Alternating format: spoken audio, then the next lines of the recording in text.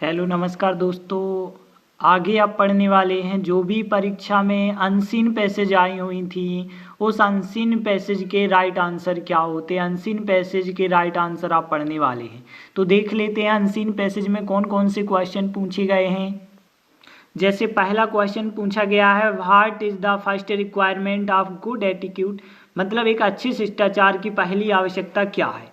तो इसका आंसर यदि आप देखते तो बिल्कुल इसका आंसर बिल्कुल सेकंड लाइन यहाँ से शुरू होती है, या फिर आप कह सकते हैं the first requirement of good attitude is a pleasing personality which includes a good dress in tune with times. जे इसका करेक्ट आंसर होता पहले का। तो पहले का करेक्ट आंसर यहाँ से आप लगाते कि the first requirement of good attitude is a pleasing personality which includes a good dress in tune with time, इसका राइट आंसर होता। फिर दूसरा क्वेश्चन देखते हैं what does modern attitude include, मतलब जो आधुनिक शिष्टाचार है उसमें क्या शामिल होता है। तो इस सेकंड का आंसर यदि आप देखें तो यहाँ पे आपको नजर आ रहा मॉडर्न एटीट्यूड जो होता है उसमें शामिल किया गया, जिसमें क्या होता है having a clear idea of the day to day topics and happenings in the society और in the community in which one lives तक इसका राइट आंसर हो जाता। तो जे हो जाएगा इसका सेकंड आंसर हो जाएगा कि modern attitude includes having a clear idea of the day to day topics and happenings in the society और in the community in which one lives. Second का आंसर ये हो जाएगा। तो यहाँ पे तीसरा क्वेश्चन देखते हैं व्हाट इज मॉडर्न एटीट्यूड, मतलब मॉडर्न एटीट्यूड क्या है। तो यहाँ पे पहली लाइन जब आप पढ़ते हैं तो modern attitude is an art, एक कला है। आधुनिक शिष्टाचार क्या है, एक कला है। तो इसका राइट आंसर हो जाएगा एन आर्ट। चौथा क्वेश्चन देते हैं गिव वन वर्ड, एक आपको शब्द बताना है किसके लिए, जो वन हु इज लाइक्ड, एक ऐसा व्यक्ति जो पसंद किया जाता है by a large number of people, बहुत सारे लोगों के द्वारा जिस व्यक्ति को पसंद किया जाता है वो व्यक्ति क्या होता है। तो आपको अनसीन पैसेज में ऐसा एक शब्द छांटने के लिए कहा गया था। तो इसका राइट आंसर क्या होगा। तो इसका राइट आंसर की यदि हम बात करें तो आपको एक शब्द लिखना होगा सोशिएबल, जो होगा एक सामाजिक कह सकते हैं आप, एक सामाजिक व्यक्ति होता है सोशिएबल यदि हम कहें। तो इसका राइट आंसर सोशिएबल मैन आप कह सकते हैं, या सोशिएबल अकेला भी शब्द हो सकता है। यदि आप सोशिएबल मैन लिखा है तो बिल्कुल करेक्ट आंसर हो जाएगा कि एक सामाजिक व्यक्ति वो कहलाता है सोशिएबल मैन, इसका राइट आंसर हो जाएगा। फिर देखते हैं अगला कहा गया choose a correct word from the passage that means way of speaking, मतलब अनसीन पैसेज से आपको एक करेक्ट वर्ड को चूज करना है जिसका मतलब होता है वे ऑफ स्पीकिंग, मतलब बोलने का तरीका। तो एक ऐसा शब्द आपको छांटना था जिसका मतलब होता है बोलने का तरीका। तो इसका राइट आंसर आप एटीट्यूड ही लिखेंगे, क्योंकि एटीट्यूड का मतलब ही होता है शिष्टाचार, मतलब एक बात करने का ढंग होता है एटीट्यूड। इसका राइट आंसर आप लिखिए पांचवे का जो है वे ऑफ स्पीकिंग, मतलब बोलने का जो तरीका होता है उसे ही हम शिष्टाचार कहते हैं एटीट्यूड, इसका राइट आंसर हो जाएगा। अगला क्वेश्चन देख लेते हैं। अगला क्वेश्चन सेकंड आया था सिटी चिल्ड्रन के बारे में, एक अनसीन पैसेज थी जो कि आपकी बिल्कुल गाइड से बिल्कुल मैच कर जाएगी।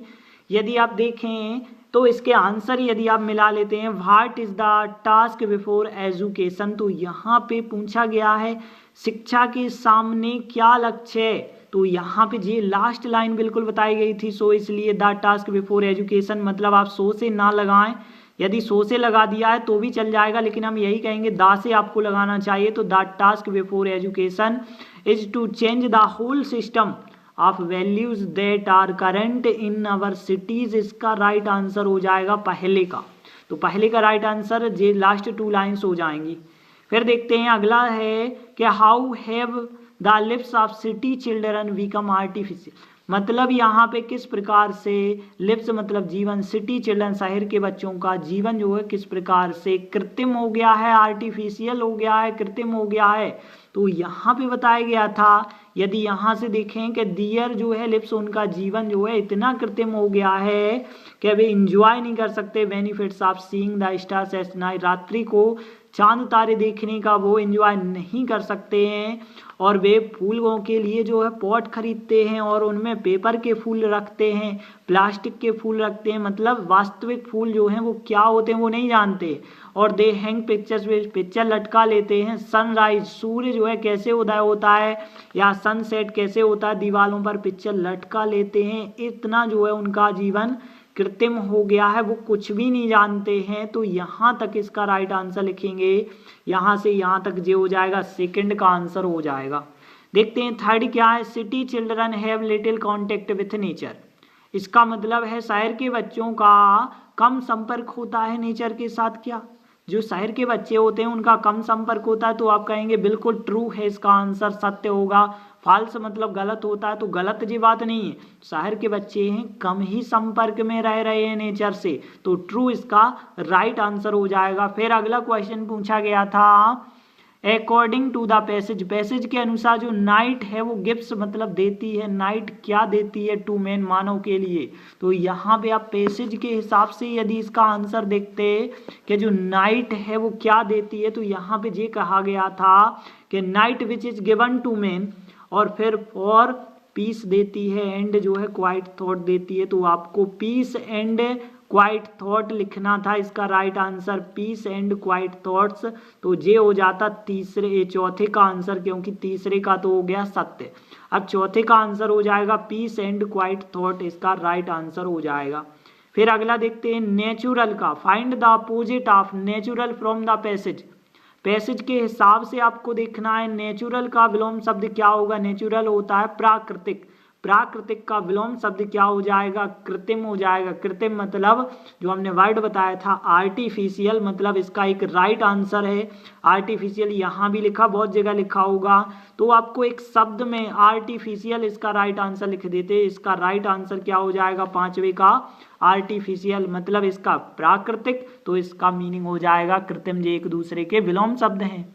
फिर देखते हैं इसके बाद तीसरे नंबर की जो अनसीन पैसेज पूछी गई थी उसमें भी देख लेते हैं। जे भी आपको हेलन केलर नामक जी यहाँ पे अनसीन पैसेज है, जे आपको बिल्कुल गाइड में सेम टू सेम मिल जाएगी, फिर भी आप आंसर इसके देख सकते हैं। How did miss Sullivan help Helen के, मिस जो सुलीवन थी उनने जो है हेलन केलर की किस प्रकार से सहायता की थी।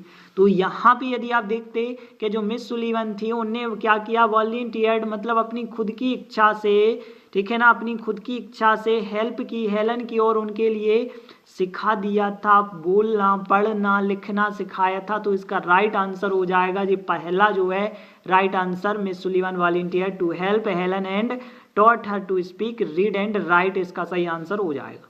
सेकंड देखते हैं कि what did Helen do, Helen Keller नाम की जो महिला थी उनने क्या किया for the blind and deaf, अंधे और बहरे जो लोग होते हैं उनके लिए उनने क्या किया।